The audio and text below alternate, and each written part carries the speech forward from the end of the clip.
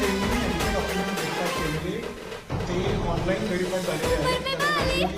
Verify करावं लागतं आणि व्हेरीफाय केल्यानंतर जर त्याच्यामध्ये ऑब्जेक्शन आलं तर ऍडमिशन कॅन्सल होतं आणि कॉलेजला दंड होतो. सीईटी सेलने डोळे बंद केले होते. मला 4 वेळा राऊंड द्यायला लावला सीईटी सेलने. तोपर्यंत सीईटी सेल झोपलेली होती आणि ह्यांच्या कॉलेजचे डोळे उघडे. यांनी मला 4 वेळा फेऱ्या मारायला लावल्या ऍडमिशन बोलले ना. मॅडम बोलले मला लेखी दे. जर रिस्पॉन्सिबिलिटी काही असेल तर मी घेईन. मी लेखी दिलं. त्यांनी मला 4 तास नाही, मला 8 तास तिथं थांबवलं.